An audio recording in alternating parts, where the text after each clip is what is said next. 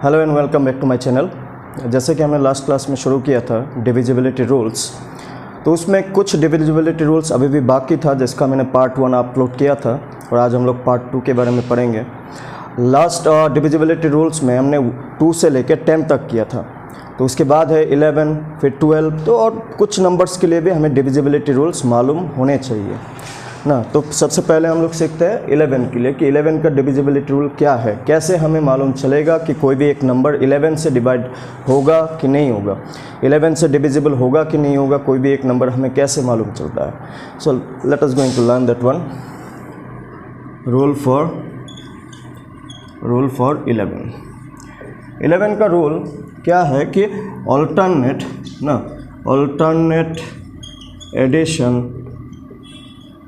addition and subtraction of digit should give answer as 0 और 11। क्या मतलब है कि कोई भी एक नंबर जो हमें चेक करना हो कि वो 11 से डिविजिबल होगा कि नहीं होगा, तो जितना भी डिजिट्स होंगे उन सभी को अल्टरनेटली एक बार प्लस एक बार माइनस, फिर प्लस फिर माइनस, ऐसे लगा के हमें उसको सॉल्व करना है, सिंप्लीफाई करना है। अगर लास्ट में आंसर हमें 0 मिलता है या फिर 11 मिलता है तो हम लोग बोल सकते हैं कि that number is divisible by 11। Okay, let's see an example. अगर हमें चेक करना हो कि ये नंबर 11 से डिविजिबल होगा कि नहीं होगा, तो हमने क्या बोला कि जो अल्टरनेट एडिशन एंड सब्ट्रैक्शन, जो पहला नंबर होगा उसको हम लोग एज इट इज़ लिखेंगे ना। तो इस नंबर का सामने क्या साइन है, कुछ भी साइन नहीं है तो क्या है, प्लस है। तो नेक्स्ट डिजिट का सामने हम लोग क्या लिखेंगे, minus, again plus, again minus, again plus, ठीक है ना। पहले प्लस, फिर माइनस, फिर प्लस, फिर माइनस, फिर प्लस। तो इसको सिंप्लीफाई करेंगे, अगर हमें आंसर 0 मिलता है या फिर 11 मिलता है तो हम लोग बोलेंगे कि that number is divisible by 11 ना। यहाँ पे आप लोग देख सकते हैं कि यहाँ पे हम लोग सिंप्लीफाई कैसे करें इस टाइप का सिचुएशन में। दो पॉसिबिलिटी है ना, एक तो कि डायरेक्ट 2 - 1 करेंगे, जो भी आंसर मिलता है उसके साथ 4 प्लस करेंगे, फिर 3 माइनस करेंगे, फिर 2 प्लस करेंगे। या फिर हम लोग ये भी कर सकते हैं कि जितने भी नंबर पॉजिटिव में दिख रहा है हमें, ये नंबर पॉजिटिव, ये नंबर पॉजिटिव, ये नंबर पॉजिटिव, इन तीनों को अलग से प्लस कर लें ना। जैसे कि 2 + 4, 2 + 4 + 2, और जो भी नंबर नेगेटिव में है उसको अलग से रख सकते हैं। ऐसे भी कर सकते हैं, या फिर डायरेक्टली अगर आपको सिंप्लीफाई करना है वैसे भी कर सकते हैं। 2 + 4 6 + 2 8, -1 - 3 क्या हो जाएगा, -4। दोनों ही नंबर नेगेटिव में होने से हमेशा नंबर्स को तो प्लस करते हैं, जैसे -1 - 3 ना, 1 + 3 क्या होता है, 4 होता है। क्योंकि दोनों में नेगेटिव साइन था तो हमने यहाँ पे क्या साइन पुट किया, नेगेटिव साइन पुट किया। ओके, नाउ 8 - 4 कितना होता है, 4। तो हमने क्या बोला कि अगर आंसर 0 मिलता है या फिर 11 मिलता है तो ही वो नंबर 11 से डिविजिबल होगा। तो ये जो हमने नंबर लिखा ना यहाँ पे, ये नंबर 11 से डिविजिबल नहीं होगा, not divisible by 11, not divisible by 11। एक दूसरा एग्जांपल देखते हैं। जैसे कि एक नंबर है 1331 ना, 1331।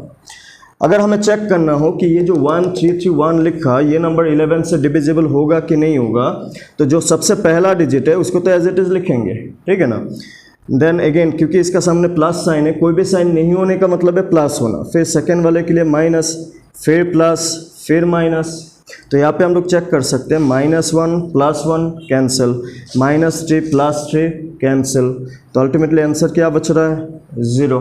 तो हमने क्या बोला कि अगर आंसर प्लस माइनस करने के बाद अगर 0 आया या फिर 11 आया तो ही वो नंबर 11 से डिविजिबल होगा। तो यहाँ पे हम लोग 1331 के लिए हमें देखने को मिल रहा है ना कि क्या मिला आंसर, हमें 0 मिला। तो 0 मिला मतलब yes, this number is divisible, this number is divisible by 11, this number is divisible by 11, ठीक है। और भी 2-3 एग्जाम्पल देखते हैं 11 के लिए,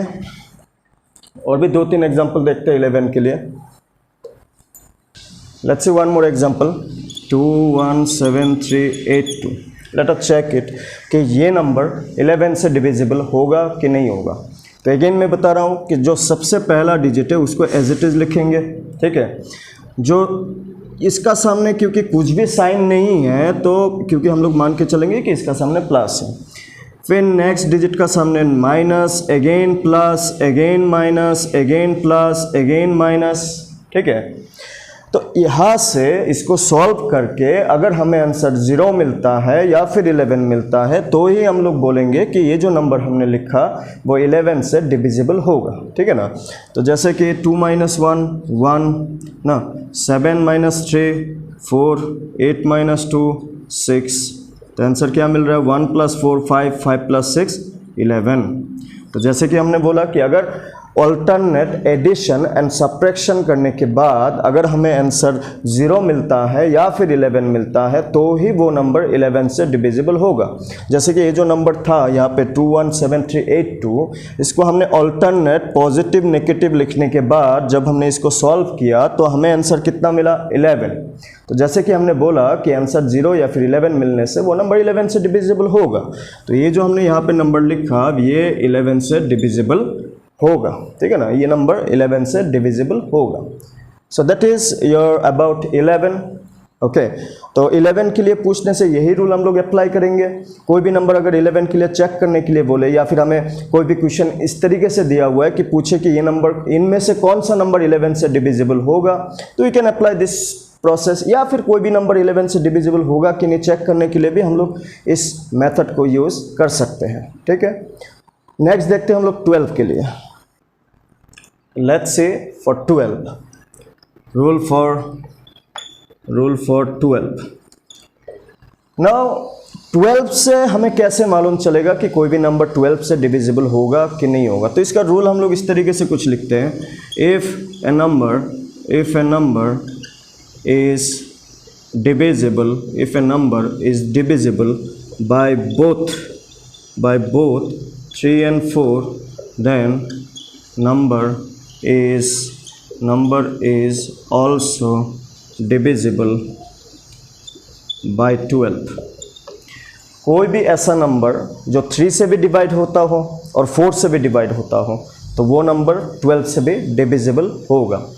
नाउ 3 और 4 का रूल हमने फर्स्ट पार्ट में बताया था। अगर आप लोगों ने फर्स्ट पार्ट नहीं देखा तो फर्स्ट पार्ट को भी देख लीजिए, जहाँ पे हमने 1 से लेकर 10 तक डिविजिबिलिटी रूल्स को डिस्कस किया था ना।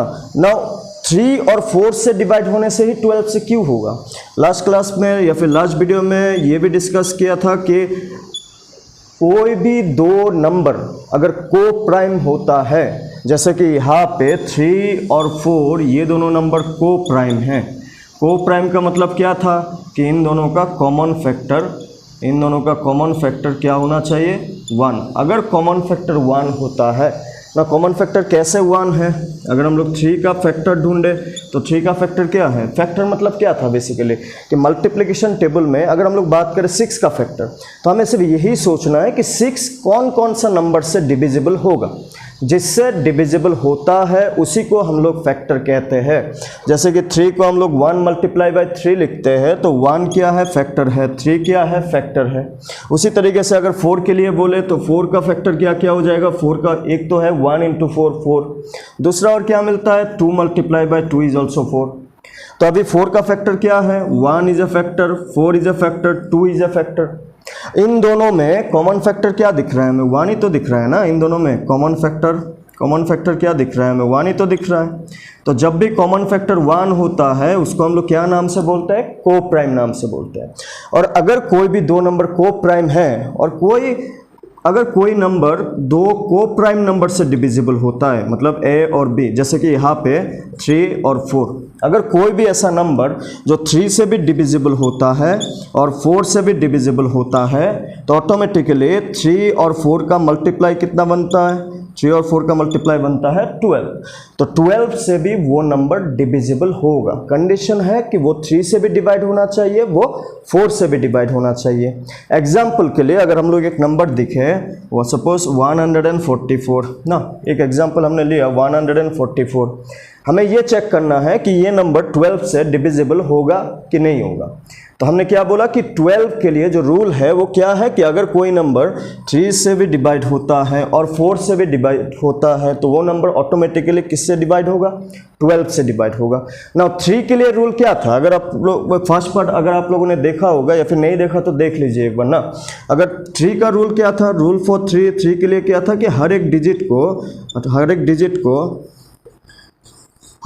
को अगर प्लस करने के बाद जो भी आंसर मिलेगा वो अगर 3 से डिविजिबल होता है तो वो नंबर भी 3 से डिविजिबल होगा। तो यहाँ पे आप लोग क्लियरली देख सकते हैं, हमने नंबर लिया था 144, जब हमने तीनों डिजिट को प्लस किया तो 9 मिला, तो 9 तो 3 से डिविजिबल होता है ना। तो इन दैट केस ये जो नंबर हमने लिया था 144 ये भी किससे डिविजिबल होगा, 3 से डिविजिबल होगा। ठीक है, उसी तरीके से 4 के लिए रूल क्या था, 4 के लिए रूल था कि लास्ट टू डिजिट 4 से डिवाइड होना चाहिए, लास्ट टू डिजिट। तो यहाँ पे लास्ट टू डिजिट अगर नंबर पे आप लोग देखें तो क्या है 44 ना। तो 44 अगर आप चेक करें 44 4 से डिवाइड होगा कि नहीं, तो होगा ना। 44 4 से डिवाइड होगा, तो अल्टीमेटली हम लोग क्या बोल सकते हैं कि 144 3 से भी डिवाइड होता है, 4 से भी डिवाइड होता है। क्योंकि 144 दोनों से ही डिवाइड होता है तो ऑटोमेटिकली 144 किससे डिविजिबल होगा, 12 से भी डिविजिबल या फिर डिवाइड पॉसिबल है। क्योंकि अगर कोई भी नंबर 3 और 4 दोनों से डिवाइड होता है तो ही वो नंबर 12 से डिविजिबल होगा। क्योंकि 3 और 4 दोनों क्या नंबर है, को प्राइम नंबर है। और अगर दो को प्राइम नंबर से कोई एक नंबर डिविजिबल होता है तो उन दोनों का प्रोडक्ट से भी वही नंबर डिविजिबल होगा। ठीक है ना, तो प्रोडक्ट से भी डिविजिबल होगा जब ये दोनों नंबर को प्राइम होगा। को प्राइम नहीं होने से ये रूल अप्लाई नहीं होता। को प्राइम जिसका कॉमन फैक्टर 1 हो, फैक्टर कैसे निकालते हैं, कोई भी नंबर जिससे भी डिवाइड होता है दैट इज फैक्टर एक्चुअली। ठीक है, और भी एग्जांपल देख लेते हैं 12 के लिए, let us take an example 2244। हम लोगों को अगर चेक करना हो कि ये नंबर 12 से डिविजिबल होगा कि नहीं होगा, तो सबसे पहले हमने क्या बोला कि अगर कोई भी नंबर 3 से डिवाइड होता है और 4 से डिवाइड होता है तो ही वो नंबर 12 से भी डिवाइड होगा, राइट। तो 3 के लिए हमने रूल क्या बताया कि यहाँ पे जो नंबर है उसमें जितने भी डिजिट्स है उन सभी डिजिट्स को हम लोग प्लस करेंगे। प्लस करने के बाद जो भी आंसर मिलेगा अगर वो 3 से डिवाइड होता है तो कंप्लीट नंबर भी 3 से डिवाइड होगा। जैसे कि यहाँ पे जो नंबर है वो क्या है 2 + 2 + 4 + 4, तो 2 + 2 4, 4 + 4 8, 8 + 4 12, तो 12 तो 3 से डिवाइड होता है ना, तो ये नंबर भी 3 से डिवाइड होगा। या फिर हम लोग ये भी बोल सकते हैं क्योंकि 12 3 का टेबल में आता है, टेबल में आने से ही ना वो डिवाइड होगा, है कि नहीं। 12 3 का टेबल में आता है, जो भी 3 का टेबल में आता है उसको 3 डिवाइड करता है। तो अगर 2244 3 से डिविजिबल हो रहा है, क्यों हो रहा है, क्योंकि हमने सम किया, सम 12 मिला, 12 3 से डिवाइड होता है तो ये कंप्लीट नंबर भी 3 से डिवाइड होगा।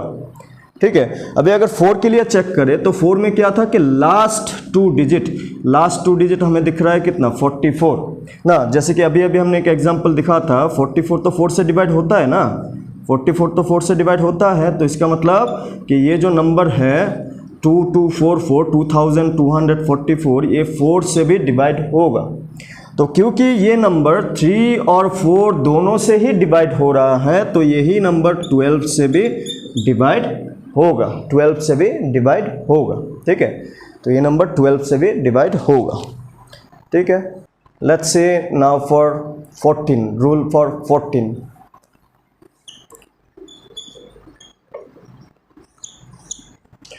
ना कोई भी ऐसा नंबर ना, जैसे कि 14 इक्वल टू क्या होता है 2 × 7। तो अगेन जो मैंने को प्राइम वाला सिचुएशन बताया कि ये 2 और 7 ये दोनों को प्राइम नंबर है।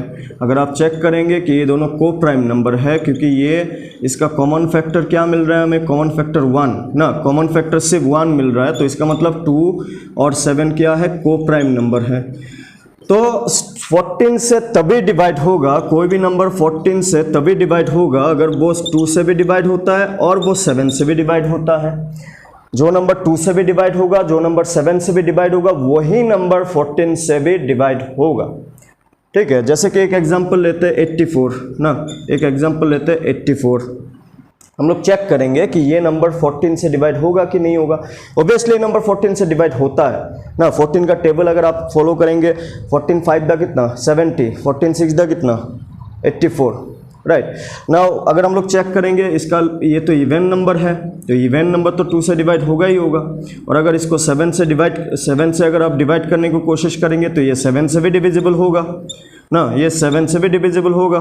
तो इसका मतलब ये जो नंबर है वो 14 से भी डिविजिबल होगा। तो हमें क्या याद रखना है कि जो नंबर 2 और 7 दोनों से डिवाइड होगा, वही नंबर 14 से भी डिवाइड होगा। ठीक है, वही नंबर 14 से भी डिवाइड होगा। Next let's see the rule for 15। 15 से कैसे समझे कि कोई भी नंबर 15 से कैसे डिवाइड होगा। नाउ जैसे कि 15 को हम लोग क्या लिख सकते हैं, 3 इंटू 5 है कि नहीं। जैसे अगेन सेम रूल, 3 का फैक्टर क्या है 1 इंटू 3, 5 का फैक्टर क्या है 1 इंटू 5।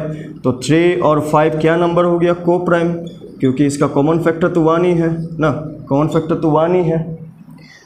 तो ये दोनों को प्राइम है। तो इसका मतलब अगर कोई भी नंबर है ना, कोई भी नंबर अगर वो 3 से भी डिवाइड होता है, अगर वो 5 से भी डिवाइड होता है, तो ही वो नंबर 15 से डिविजिबल होगा ना। जैसे कि अगर एक एग्जांपल लेते हैं 3375।